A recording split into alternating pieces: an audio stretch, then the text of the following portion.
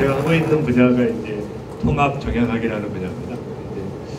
그래서 원래 이제 컨벤셔널한 전통적인 정형학이 있는데 의사들이 하는 현대의학에다가 플러스 좀 더 포괄적인 자연적인 치유법들을 통해서 여러 가지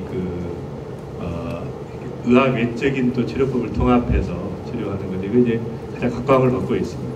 이런 인테그레이티브 온콜로지가 새로운 시대의 조류로 각광을 받고 있죠. 제가 이제 처음에 쓴 책인데요. 암은 없다라는 책을 썼는데 굉장히 좀 센세이션을 불러일으킨 우리나라에서 그 당시에는 사실 이제 암 환자가 50만이었어요. 제가 이 책을 쓸 때는. 지금은 이제 개정판을 내려다 보니까 지금 200만이 된 거예요. 암 환우들이. 그러니까 2000년에 저희가 25만이었어요. 암 환우가. 올해 작년까지는 한 250만, 10배 증가한 것 같아요. 급속도로 증가를 해서 암 환우들이.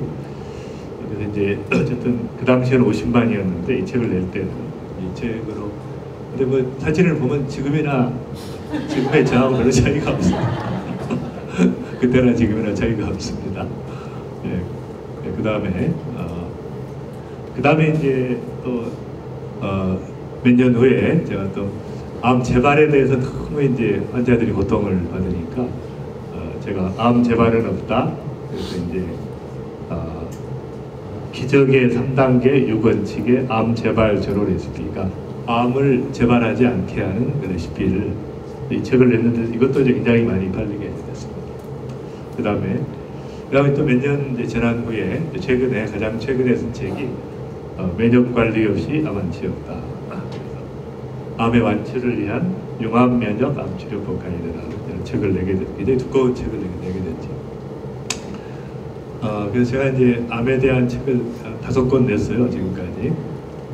면역 칵테일 암 치료법하고 암의 재발을 막으려면이라는 또 다른 책이 또 있습니다. 그래서 제가 이제 우리나라 의사 중에서는 암에 대한 대중서를 제일 많이 쓴 사람이니까 저보다 대가들이 있는데 이분들은 책을 안 쓰니까 어쨌든 저는 이제 이렇게 해서 좀 유명한 의사가 됐죠. 이 분야에서는. 그 다음에 근데 이 그래프 하나가 참 중요한데 이걸 이해하시면 이 그림을 하나 이해하시면 이 시간에 강의를 이렇게 안 들어도 충분히 그 이후에는 안 들어도 돼요. 졸아도 돼요. 이것만 잘 들으시고 그러니까 이제 굉장히 잘못된 생각을 가지고 있어요. 암에 대해서 의사들도 그렇고 환자들도 그렇고 그러니까 이제 치료가 안 되는 거죠. 보시면 이제 암이라는 게 우리가 암이 생겼다 그러면 암에 나무가 생긴 거예요. 나무가 자란 겁니다. 그러니까 제가 어제 이야기했지만 저도 암의 뿌리를 가지고 있어요. 15개 암 유전자 검사를 저희 연구소를 가지고 있어요. 저희가 암 유전자 연구소를 가지고 있는데 제가 해보니까 15개 암을 다 가지고 있어요. 저는 뿌리를. 그러나 자라지 않기 때문에 암 환자가 아닌 것이에요. 저는 자라지 않았다는 거. 근데 이제 뿌리가 있는데 이 암의 뿌리는 두 가지예요. 환경에 의해서, 생활 습관에 의해서 만들어집니다. 물론 유전자적인 요인이 있어요. 근데 유전은 암의 경우는 선천적인 유전이 6%밖에 차지하지 않습니다. 그러니까 93%는 자기가 만든 거예요. 자기가 유전자를 만든 겁니다. 그걸 우리가 후성 유전학이라고 해요. 그래서 우리 연구소에 우리나라 최고의 후성 유전학의 전문가가 있어요. 박민구 원장님이라고. 한번 오시라고 제가 얼굴 한번 보여드릴게요. 그분이 이렇게 머리가 부서져가지고 환합니다. 오시면은 전체가 밝아지기 때문에. 그러니까 중요한 것은 뭐냐면 암의 경우는 선천적인 경우는 아주 드물다는 거예요. 최근에 안젤리나 졸리라고 혹시 아시나요? 안졸리나 졸리나 이름이 그런 분인데 이분이 이제 브라카 유전자를 가지고 있어요. 이분은 선천적 유전자예요. 불행하게도. 그러니까 암에 걸릴 확률이 80%가 넘는 이런 분이기 때문에 다 가족들이 암에 걸린 거예요. 자기 동생, 어머니, 할머니 다 유방암이니까 자기도 겁이 나서 미리 제거를 했죠. 유방을. 그런 경우는 아주 드물고 대부분은 환경과 생활 습관을 잘못된 생활 습관과 스트레스 받는 환경 속에 있다 보니까 그것이 대기 오염일 수도 있고 또 공장에서 어떤 좋지 않은 환경일 수도 있고 또 이렇게 스트레스 받는 환경일 수도 있고 여러 가지 환경이 있는데 이런 것들에 의해서 암 유전자가 만들어져서 자라게 되고 후속 유전학이라고 이야기하는데 그러면 이제 이런 환경이 나빠도 자라 올라오려면 이 면역층이라고 하는 걸 통과를 해야 돼요. 그러니까 똑같이 담배를 피우면 자극이 되잖아요. 자극이 되니까 암이 생긴단 말이에요. 근데 어떤 사람은 똑같이 담배를 피우는데 암이 안 걸려. 그 유전자의 문제가 아니라 유전자는 영향력이 없어요. 그 사람의 면역층이 두꺼운 사람은 그러니까 제가 이제 어느 기업에 특강을 갔어요. 그랬더니 그 상무님이 그러시더라고요. 자기는 줄담배를 피우는데 아주 건강하대요. 왜 그러냐고 그랬더니 주말만 되면 무조건 1박 2일로 산에 간다는 거예요. 그러니까 담배를 피우지만 산에 가가지고 그 맑은 공기를 마시니까 이제 그런 식으로 암을 이길 수 있는 힘이 있는 사람, 면역력이 있는 사람은 똑같이 담배를 피워도 이 암 유전자가 뚫고 나오지를 못해. 발현이 안 돼. 그러니까 이제 그러면 이제 암에 걸렸다는 것은 환경도 좀 문제가 있고 생활 습관도 좀 문제가 있고 그다음에 면역층이 강하지 못했기 때문에 뚫고 올라오면 나무가 자란 겁니다. 나무가 자란 것을 암에 걸렸다 진단을 하는 거예요. 그러니까 뿌리는 진단할 수 있는 방법이 없어요. 그러니까 유전자 검사로만 가능해요.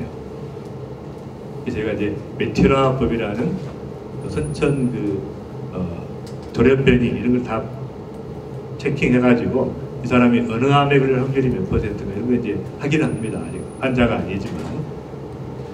그런데 이제 암에 걸렸다는 것은 이미 암이 자라나왔기 때문에 아무리 초기라고 해도 초기니까 작다고 생각하시면 안 돼요. 뿌리가 있다니까. 그걸 잘못 생각한 거예요. 그러니까 이제 우리가 일반적으로 이 나무를 잘라내는 것이 수술이라고 이야기합니다. 잘라냈어요. 그거 끝났습니까? 뿌리가 있는데 또 자라 올라오지 않아요. 그러면 이제 이 구루터기를 항암제를 가지고 초토화를 시킵니다. 이렇게. 그래서 이제 이 구루터기를 없앴다고 끝난 게 아니에요.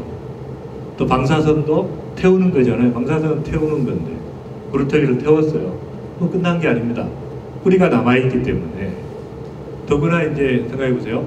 항암제나 방사선은 면역을 높입니까? 떨어뜨립니까? 형편없이 떨어뜨리죠. 그러니까 치료했다고 했는데 결국은 뭐예요? 면역은 더 망가졌고 뿌리는 그대로 있는 거예요. 그러면 이제 일반적으로 암 환자들이 나는 극복했다 이런 분들은 어떤 분이냐면 필사적으로 자기가 면역 관리를 하신 분들이에요. 그러니까 대학병원에서 하는 치료만 가지고 그대로 만족해서 하는 사람은 거의 재발할 확률이 많습니다. 근데 자기도 모르게 뭘 열심히 하신 거예요. 면역을 높여서 이렇게 해서 그 치료가 된 건데 의사들은 잘못 알고 항암제로 해서 치료가 된 줄 알고 또 한국 사람은 굉장히 많이 먹거든요. 그러니까 한 사람당 뭐 좋은 거 먹는 것이 뭐 몇십만 원, 어떤 분 몇백만 원어치도 먹고 한 달에 그러니까 이런 것들 때문에 재발을 받고 완치라고 우리가 할 수 있는데 의사들은 어떻게 생각하냐면 항암제로 해서 낫다고 생각하는 거예요. 근데 항암제나 방사선이 공헌한 바는 맞아요. 응? 있는 그루터기를 없앴으니까. 근데 그걸 너무 과장해서 하는 것은 곤란하다는 거예요. 예를 들면 이제 생각해보자. 수술하고 나서 유방암 환자가 항암제를 한 그룹과 안 한 그룹이 차이가 있어야 되는데 이분들은 이제 5%, 10% 차이가 있다고 이야기해요. 항암제를 한 그룹이 더 완치가 높다 이야기하는 거예요. 근데 이제 제가 원래 그 연구 방법론을 냈기 때문에 대학에서 이러면 굉장히 문제가 많습니다. 이 연구에서 조작할 수가 있어요. 그러니까 항암제를 수조 원을 들여서 개발했는데 효과가 없다고 나오면 안 되잖아요. 그러니까 효과가 있다고 하는 논문만 발표하니까 있는 것으로 아는데, 제가 생각할 때는 수술만 한 그룹과 수술하고 나서 항암제 한 그룹이 별 차이가 없어요. 의학 교과서에 다 나옵니다. 차이가 없다고. 그러니까 미국 같은 경우는 선택을 하게 했거든요. 전에는 위암에서 항암제가 효과가 없다, 별 차이 없다고 했기 때문에 위암 수술한 다음에 할래 말래 선택하게 했어요. 우리나라에서 삼성의료원에서 선택하게 했습니다. 위암의 경우는. 근데 지금은 선택권이 또 없어졌어요. 무조건 해야 돼. 의사가 시키는 대로. 이렇게 돼버린 거죠. 말하자면 이 항암제가 아주 효과가 좋은 경우가 있어요. 나중에 설명하겠지만 속도가 빠른 암의 경우. 그러니까 항암제는 암을 치료하는 약이 아니에요. 빨리 자라는 세포를 없애는, 제거하는 거예요. 그러니까 빨리 안 자라면 효과가 없습니다. 항암제는. 그러니까 말기의 경우는 개발했습니다. 저희들 또 항암제 쓰십시다. 그건 제가 볼 때 굉장히 좋지 않는 선택이에요. 빨리 자라지 않는 건데 뭐하게 항암제를 쓰냐. 항암제 안 쓰고 느긋하게 지내면 훨씬 오래 살아요. 10년, 20년 살 수도 있습니다. 항암제 그때부터 쓰고 이제 그러기 상태 되지요. 또 쓰고 이제 돌아가시는 거예요. 이렇게 뻔한 거예요, 구조가. 그래서 아까 말한 것처럼 이런 경우가 항암제를 쓰면 낫습니까? 이렇게 물어보세요, 의사한테. 1%라도 가능성이 있습니까? 정직하게 물어보시라고. 없다고 이야기해요. 그거 왜 맞습니까? 이렇게 이야기해야 되는 거예요. 그래서 열심히 따지는 분들이 다 살아남지, 시키는 대로 하는 분들은 다 돌아가세요. 열심히 따지고 왜 맞아야 됩니까? 그래가지고 정말 꼭 필요할 때는 내가 하지만 효과가 없는데 왜 맞아야 됩니까? 이렇게 이야기를 해야지. 전이 됐습니다.